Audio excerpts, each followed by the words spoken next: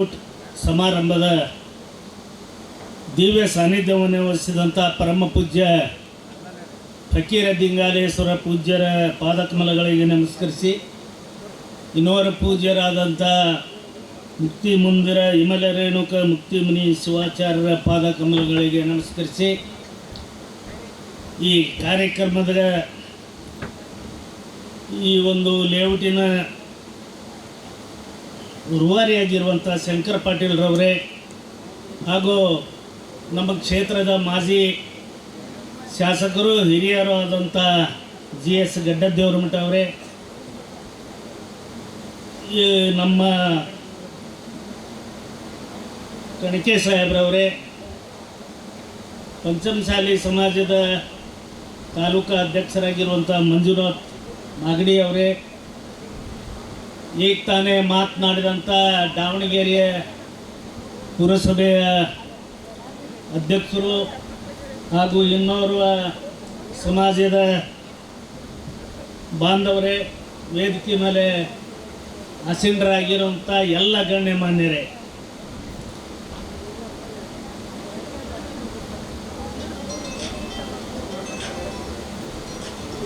ಈ ಒಂದು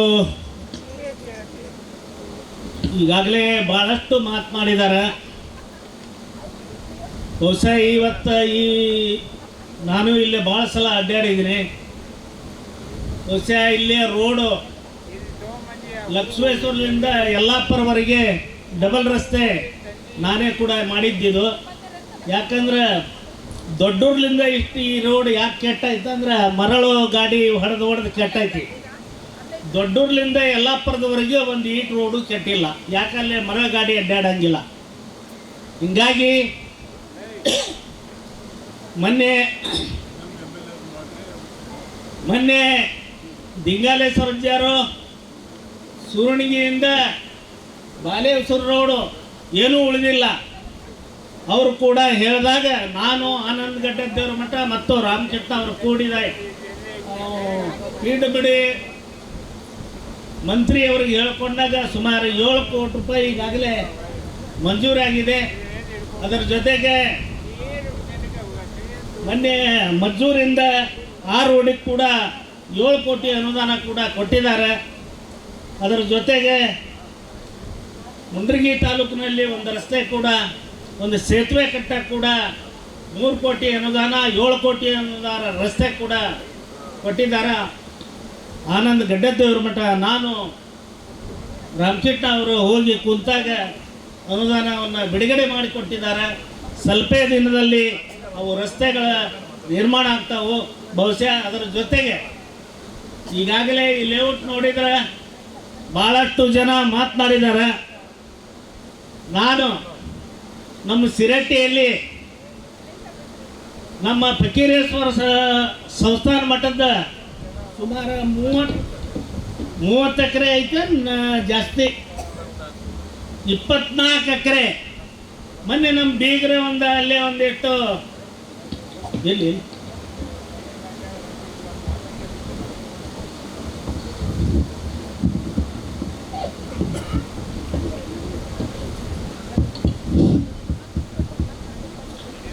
ಅಲ್ಲಿ ನಮ್ಮ ಬೀಗರು ಅಲ್ಲಿ ನಾವು ಪ್ಲಾಟ್ ಹಿಡಿತೀವಿ ಅಂತ ಕೇಳಕ್ಕೆ ಬಂದಾಗ ಹೋಗಿ ನಾವು ಕೇಳಿದ್ರೆ ಬಹುಶಃ ಅದು ಎಷ್ಟು ಈಗಾಗಲೇ ಪೂಜ್ಯರು ಹೇಳ್ದಂಗೆ 28 ಎಕರೆ ಎಲ್ಲ ನಮ್ಮಂದಿನೇ ಹಿಡಿದಾರೆ, ಬೇರೆ ಯಾರು ಹಿಡಿದಿಲ್ಲ. 95% ಲಂಬಾಣಿ ಜನ ಸೈಟನ್ನು ಹಿಡಿದಿದ್ದಾರೆ ಅಲ್ಲೆಲ್ಲ.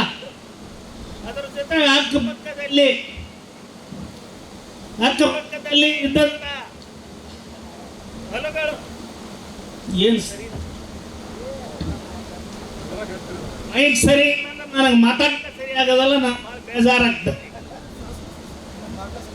ಹೀಗಾಗಿ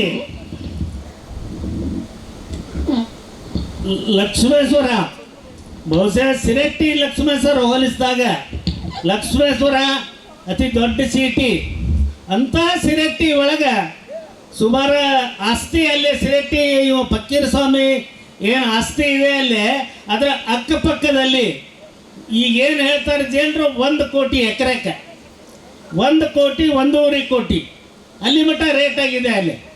ಹೀಗಾಗಿ ಬಹುಶಃ ಇಲ್ಲೇ ಈಗಾಗಲೇ UN ಲೇಔಟ್ ಎಲ್ಲ ರೆಡಿ ಆಗ್ಯಾವ.